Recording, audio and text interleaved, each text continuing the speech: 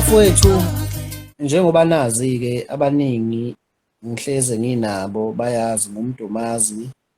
Ngiye ngithande-ke mina ukuyichaza ngaso sonke isikhathi ngoba udumo lwami enginalo angiluthwele ekhanda. Ngumdumazi mina uZandla ey'ncane, umfana walaphana eMtuba washikishela ebheka la engibuya khona. So ngokubuka-ke ukuthi sihleze la siba ndawonye isikhathi esiningi ngey'khathi nje zantambama imvamisa nasemini-ke kwesinye isikhathi.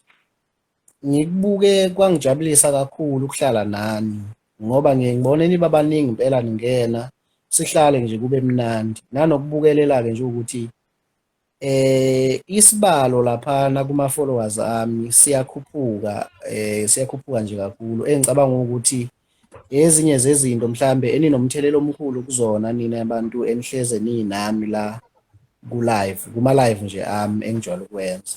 So ngibese ngithatha isinqumo ngisebenzisana nekhampani eyaziwa ngokuthi i-Bright Stars edila kakhulu ngama-competitions, yabona. So ngaleyo ndlela into-ke engizama ukuthi ngizoyiveza kunina njengamanje kunento esiyihlongozayo ezokwenzeka engisazobuya futhi ngizonithulela iy'nsuku ngokuqondile ukuthi izokwenzeka nini nanini ngoba ngifuna kube khona ezo-accommodate-a nina njengabantu enila ku-Instagram, iphinde futhi ihambe iyo-accommodate-a abantu abaku-Facebook. So ngoba ngiyazi ukuthi bakhona nabanye abaningi abathandayo ukuthi mhlawumbe izinto esizenzayo bebe yingxenye yazo, kodwa uthole ukuthi bona abekho la ku-Instagram. So into-ke ezokwenzeka yile, ngokubambisana nenkampani i-Bright Stars Competitions la ku-live wami, cishe uma ngingaphazami kuzoqala ngoMsombuluko wona lo esiza kuwona, engizocela ukuthi nani bafowethu enikhona la njengamanje nibadlulisele nabanye abangakwazanga ukuthola ithuba lokuthi bebe kanye nathi kule nto esiyikhulumayo. Into ezokwenzeka ngoMsombuluko sizothi uma ngabe sila kunezinto-ke izothandathanda ukuthi yihlale zenzeka. Ngizoba nama-competitions nje amancane kodwa a-based kakhulu kumdumazi. Ngenze nje isibonelo, mhlawumbe sizofike sihlale ndawonye kanje sifune abantu mhlawumbe abadlala iy'ginci ngenje example. Angisho ukuthi kuzoba njalo kuphela, kodwa ngisho ngoba ukhona omunye umfowethu osethe wangena la wasidlala isiginci simlalele samuzwa, yabona. So kuzokwenzeka ukuthi mhlawumbe sithi sicela abantu abadlala iy'ginci bebe nazo zibe seduze kwabo. Mhlawumbe sithi sizofuna abantu abawu-5 nje, ngenza isibonelo uningizwe kahle. Sizofuna nje mhlawumbe abantu abawu-5. Kulabo bantu abawu-5 bazo-requesta labo bantu labo bebe u-5. Maqede bedlale, umuntu uma e-requesta ngizom-accept. Ngizocela ukuthi ngaleso sikhathi uma ngabe sesenza leyo nto leyo sibambisaneni, silalelaneni futhi ukuze kungagcini ngiba nenkinga yokuthi uthole mhlawumbe ngiya-accepta mina umuntu o-requestile kanti sengi-accepta umuntu ongasiphethe isiginci. Uma ngithe ngifuna abantu abadlala iy'ginci ngizocela ukuthi kube yibona abazo-requesta ngaleso sikhathi. Bese uma bengena labo bantu beba u-5 bazoyikhalisa iy'ginci. Nina nizobe nibuka nilalele futhi. Uma nibuka nilalela leyo nto ngizobe ngingayenzi ngingedwa, ukhona umuntu engizombeka ozoba yijaji naye ozobe kanye nani la ebuka naye, okuzothi uma ngabe sekuya ngasekupheleni kohlelo kube uyena ozongena esho ukuthi according to amavoti ubani umuntu okuyena yena owinile. Kuzoba nomklomelo othize ozobekwa, akujoyinwanga mali, akujoyinwanga lutho, nizwe kahle. Yinto lena efana nokubuyisela kunina njengabantu ukuthi nikhombisa ukungeseka kakhulu. Uma ngabe ngiyi-live niyangena ni-participate ngendlela eni-participate ngayo nje sihlale kube mnandi. So ngifuna ukwenza into ehlukile engakaze yenziwe omunye umuntu, ukuthi abantu mina abahlala nami kube khona okuncane abagcina bekuthola noma ngabe kuthiwa kuncane kangakanani, kodwa ngikholelwa ukuthi into osuke uyinikeziwe ni ayifaki nje kubonga okuncane kubonga okukhulu, uyabona. So nginethemba lokuthi kuzonijabulisa futhi abanye benu kukhona okuzogcina kubasiza lokho. For instance, mhlambe ngithi ngibeka u-500 rand, ngenza nje example. Uma ngibeka u-500 rand ngithi umuntu ozowina kulabo bantu abadlala iginci abawu-5 uzothatha nawo u-500 rand, and sizokwenza isiqiniseko sokuthi ngaphambi kokuthi sihlukaneni siyamfakela lowo muntu imali ngaleso sikhathi lo ozobe winile. Kuzoba-ke nesikhathi. Uma ngabe sichuza into engifuna siyibonisane leyo yesikhathi, uma ngabe sithi thina hayi mhlambe uhlelo lwethu luzoqala ngo-10, mhlambe lizoqala ngo-10 luze liphele ngo-11, ngenza nje sibonele.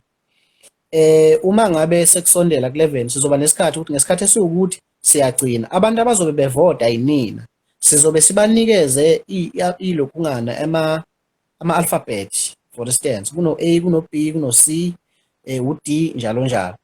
Labo bantu abazobe bedlala lezo ginci inini abantu enizobe niyijajela enikhona la. Sizothi uma ngabe sebedlalile bonke baqeda bese sinivulela kwi-comment section ukuthi sicela nisho ukuthi ubani umuntu ozolukhungana owinayo phakathi kwabo. Sizobuka ngokwenamba yabantu esinabo la ababukayo aba-live kanye nathi. Umuntu okuyena yena ozobe ejaja uzoba careful ukuthi umuntu akaphindi kabili. Uma ubhalile wathi u-A, uzokunotha phansi ukuthi u-A usenevoti, ephinde futhi omunye ethi ubani u-B, noma omunye ethi u-E, omunye ethi u-D, njalo njalo. Uzobe ebuka yena la, ebuka ama-comment, enze sure ukuthi uyascrolla emise. Kuzobe kunesikhathi, kune-countdown timer ezobe ikhona. Masithi kuzovotwa for 5 minutes, kulowo 5 minutes kuvotwe, then labo bantu labo, it's either cause lento ngisanithulela yona nami ayikabi final, ikhani ngisazophinde ngibuyele kwi-meeting nomuntu engiyisebenza naye si-draft manje ukuthi bazowina exactly at the day, or else sizothi sifuna abantu abawu-5 then beqhudelane, sithi mhlambe kuzophuma abawu-2 kusala abawu-3, bephinde bebuye futhi the following day bezoqhudelana. Into abazobe beyenza, bazobe mhlambe bedlala ingoma kaMdumazi edlala umuntu ecula, khona nizokwazi ukuthi nibajaji. Akeze ukucula umuntu ingoma yakhe, ngoba umuntu uma ecula ingoma yakhe angeke uzumphikisa ukuthi iyabheda noma injalo, uyabona, cause awuyazi vele iculwa uyena. Bazobe becula iy'ngoma zami. Umuntu uma ecula ingoma yami niyakwazi nini ukulalela, niyazazi ingoma zami ukuthi hayi kula bantu laba umuntu oyidlale kahle yilo u-A noma u-B noma u-C noma ubani. So kuzoba njalo. Akugcini-ke ey'ginqini njengoba bengikade ngichazile, ngenza isibonelo. Kuzo-ke mhlambe ngithi nje ngiyavulela kubona bonke abantu. Let's say ngithi namhlanje ngiyeza nama-airtime, mhlambe ngithi nginama-airtime mhlambe ka-100 rand or 200 rand or malini leyo ezobe ibekiwe ngaleso sikhathi. Bese ngibuza mhlambe imibuzo ethize engizoyibuza, kuphikwa abantu abayidlanzana noma abayileyo namba leyo esizobe siyiphikile ukuthi ubani ozobe ephendule kahle. Lo muntu ozobe ejaja, ningizwe kahle futhi mina ngizokuba yijaji. Ukhona umuntu ozobe ejaja, ozobe ebuka, ehleli ebuka njengoba ungibukele nje kanjalo la ukhona. Kukhona umuntu ozobe ehleli ephethe ipeni nephepha, yonke into eyenzakala uzobe eyibuka. Njalo ngasekupheleni kohlelo lethu uzovela ezokhuluma enibingelele, uyiphathi nayo ye-Bright Stars le engikhuluma ngayo, engisebenzisana nayo ngayo. So sinje sinokusebenzisana okunjengalokho. Uzofika ezokhuluma ngasekugcineni esho ukuthi umuntu okuyena yena obashaya amakhanda ubani. Then ngaleso sikhathi evele lo muntu ngibe live naye, esha ama-details akhe, or else ngimxhumanise naye indirect, engabe saba live, cause uma ngabe sekuzwa ngakoma-banking details and everything sekuqala ukuthi kube private, into kufanele ibe private, uzobe sekwenza naye separately. Uzomnikeza indlela yokuxhumana naye, bexhumane ngale, emnikeze imali uma ngabe wina imali, i-airtime uma ngabe wina i-airtime, i-voucher mhlambe kwesinye isikhathi umuntu uyoke eyiwinele i-voucher, let's say mhlambe sibeke ukuthi nje sikhiphe i-voucher ka-1,000 mhlambe yase-Shoprite or yase-Checkers or yakuphi. Masibeke leyo voucher leyo, umuntu ozobe winile uzonikezwa i-voucher yakhe, ahamba eku-Shoprite noma imuphi, afike ayiclaim-e noma kusiphi isitolo lese kuzobe kubekwa i-voucher yakhona, aclaim-e akwazi ukuthola igrosari yakhe nayo yonke into ayidingayo. Siphinde futhi size even ilebuli le engiyipromothayo i-MOA. Ngizoke ngifike ney'mpahla, mhlambe ngifike ne-jumpsuit. Ngithi namhlanje umuntu ozowina uzothola i-jumpsuit. Mhlambe let's say ngithi i-jumpsuit kuphela or else ngithi i-jacket or yini. Ngifike nayo ngithi nansi khona. Kwenzeke lokho okuzobe kwenzeka. Kubuzwane lokho kubuzwana khona. Umuntu ozobe winile uzobe sesho sesikhuluma naye separate ukuthi ngigqoka usayizi oso kanje enzelwe leyo nto noma athathelwe leyo nto leyo asuke iwinile, sifake kwi-courier ahambiselwe la khona. Sifuna ukwenza isiqiniseko sokuthi wonke umuntu owinile uyabuya la ezokwenza ubufakazi bokuthi nansi into ayitholile. Engicabanga ukuthi-ke lokho kuzokwenza ukuthi kubonakale ukuthi lento lena ineqiniso kangakanani. Akekho umuntu ozokhipha imali, akekho umuntu ozojoyina ngemali kuthiwa khona i-joining fee noma khona ini, cha. Njengoba ngichazile ukuthi lento ithi ayifane ne-giveaway, ukubuyisela nje emphakathini ukuthi njengoba ngisebenza ningixhasa ngendlela eningixhasa ngayo, nginesifiso sokuthi ngiphinde futhi ngikwazi ukubuyisela back lokhu enisuke ningixhasa ngakho. Ngingayigcini mina ngiba ney'nto ezinhle, ngithuthuke, ngiphile kahle, ngibe nayo yonke into engiyidingayo empilweni. Kodwa nina abantu enikwazi ukufaka isandla, uthola ukuthi mhlambe akukho kuhle ngami engikwenzayo emphakathini. So ngaleyo ndlela ngicabanga ukuthi kuzwakele bafowethu. Ongazwanga mhlambe mangabe sengizophuma ngizoke ngiphinde ngithi uku-emphasize lapho nalapho nalapho, kodwa kuyinto ekanjalo. So sizo-accommodate wonke umuntu, umuntu wesifazane, umuntu wesilisa, umuntu onekhono lokucula, umuntu onekhono lesiginci, yonke nje into ongayicabanga. Nami ngizoke ngihlale phansi, okunye okwakhona sizokudiscussa nami. Ngelinye ilanga sizoke sithi uma ngabe ngiyi-live ngibuze kuningi ukuthi namhlanje noma mhlambe ngomsombuluko lesiyakona yini eningathanda ukuthi kuqhudelwane kuyona. Nisho nina nikhulume nikhomente ngendlela enikhomenta ngayo. Lo muntu ongisizayo ngokuthi abheke yonke into enizobe nikhuluma uzobe ebhala phansi wonke ama-views enu, bese kuphuma into eyi-1 esizothi hayi namhlanje sibone ukuthi kwenikushilo asithathe lokhu. So okay, bengifunde i-comment la ngixolele. So kuzoba njalo, akuzukuba izinto ezoba i-choice yami kuphela ukuthi uma ngithi mina ngifuna iy'ginci noma ngifuna iy'nkositini noma ngifuna abantu abagidayo noma ngifunani. Kuzoba nje nani ngizokwazi ukuveza imibono yenu ukuthi nithanda kube yini, khona nizokwazi uku-accommodate kanonke. Kahle kahle lento lena ingahamba izifike ekuthenini igcine sekubonakala nabantu abanekhono, ngoba kunabantu abaculayo kahle abasemakhaya kodwa abangenayo indlela yokuya phambili. Kunabantu abadlala iy'ginci kodwa abavalelekile okufanele ngabe mhlawumbe bathola ama-session. Akusiyona impoqo ukuthi wonke umuntu ofika e-studio kufanele adlalelwe mhlawumbe ubaba uMaqhude Mkhize i-basket, noma kufanele adlalelwe uphathaphatha Ngcobo i-keyboard. Kunabantu abanamakhono ama-keyboard, iziginci, yonke leyo nto leyo, kodwa bavalelekile, abanayo indlela yokuya phambili. So ukuvela kwabantu abafana nalabo bevela la ngamakhono abo ahlukahlukene, singagcina sikwazi ukuthi mhlambe sibaxhumanise abanye babo bekwazi ukuyodlalela abantu iy'ginci. Uma ngabe udlalela umuntu kwi-album isiginci, let's say udlala nje lead guitar, iy'ngoma zomuntu uma ziwu-14 uzokukhokhela umuntu 250 per song. You can multiply u-250 times 14 tracks. That's better than nothing. Kunokuthi uhlale nesiginci size sikhuthe size silala amagundane unalo ikhono ngenxa nje yokuthi awukwazanga ukuthi uphumele obala ngekhono lakho. So ngiyacela ukuthi bafowethu nonke nizame into engizoyenza. Kuzoba nama-poster engizowenza azobe eqinisekisa ukuthi into enjengaleyo ngizoyenza. Esingakwazanga ukuthi sibe nabo namhlanje, ngicela ukuthi nibabeke esithombeni. ngibabeke esithombeni ukuthi besikhuluma ngani, and ngizozama ukuthi le video le ngizama ukuyifaka laphayana kwi-timeline yami masiqeda ukuba live, ngenzela ukuthi nomuntu ongakwazanga ukuba live kanye nathi namhlanje ekwazi ukuzwa ukuthi besikhuluma ngani. Ngicabanga ukuthi inkulumo yami i-clear.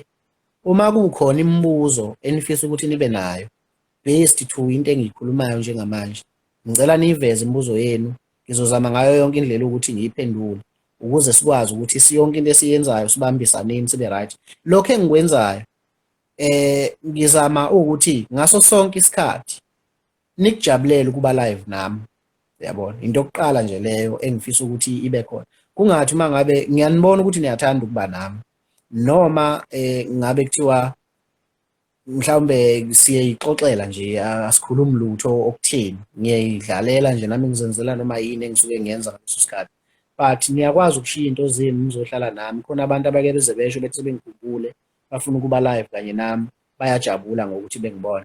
Kunjalo impela Selimathunzi, 250 times 14 equals to 3,500. That's better than nothing, and it may happen ukuthi uma ngabe ngempela usidlala kahle isigame, abantu abadlala ama-session play bayayenza imali.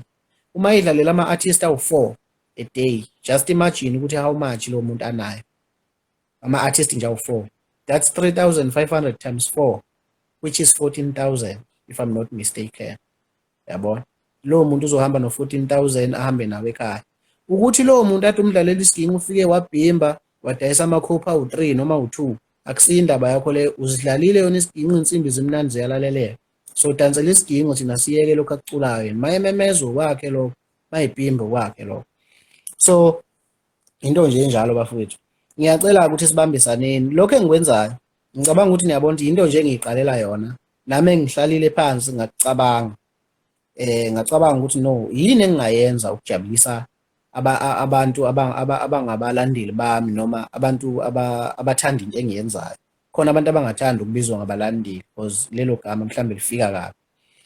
So ngithe uma ngihleli phansi ngicabanga ngabona ukuthi no, lokho okuncane enginakho, ngiyacela bafowethu, anginazi iy'nkulungwane, anginawo amamiliyoni, kodwa lokho engiyokwazi ukufinyelela kukhona ngizokwazi ukuthi ngikuphose esivivaneni. Lokho kuzobe kukhomba ukuthi ngiyalidinga usizo lwenu, at the same time futhi ngiyakwazi ukubuyisela usizo kunina, ngoba ngicabanga ukuthi lokho kukhona okuzothi uma kufika kubo kube kuncane. Khona umuntu ozothi ayi, ngizowenzani u-200 rand, ngizowenzani u-100 rand, ngizowenzani u-50 rand, ngizoyenzani i-airtime ka-20 rand mina, yabo.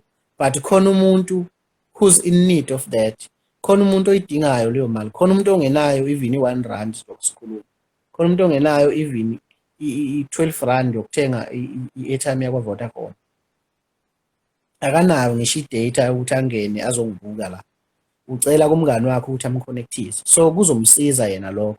Asilingani ngokwempilo, ngeke futhi size silingane. Njengoba-ke senginesikhashana ngikhona endimeni, ngicabanga ukuthi kufanele kubonakale engikwenzayo, ngelinye ilanga kube khona umuntu ozojabula, engagcini ngokujajuliswa umculo kuphela, ukuthi ngimculela kahle, ejabuliswe yilokho bese kuphelela lapha. Akake jabule kuze kweqele ngale kwalokho. Kunabantu, kuney'ngane zesikole ezihamba esikoleni zigqoke amashethi adabukile, sikhona silindele ukubizwa ngobaba. Uma ubaba usiyena ubaba wengane yakho kuphela lowezalayo. Zikhona ezinye iy'ngane la ngaphandle eyihlwempu, eyiswele, engenayo ngisho indawo yokulala, no, zinayo indawo yokulala ngoba abazali bakhona. Bakhona abantu abadala abangenayo iy'ndawo zokulala, njalo njalo. So ukuhlupheka kwabantu nokuswela kwabantu akufani emhlabeni. Ngicabanga ukuthi lokho nami engikwenzayo noma engizama ukuqala kukhona okuyobajabulisa. Ngiyazi-ke ukuthi phakathi kwenu bakhona bazothatha ngenye indlela lokho engikushoyo, bebe ney'nhlamba, besho lokhuya nalokhuya abazokukhuluma.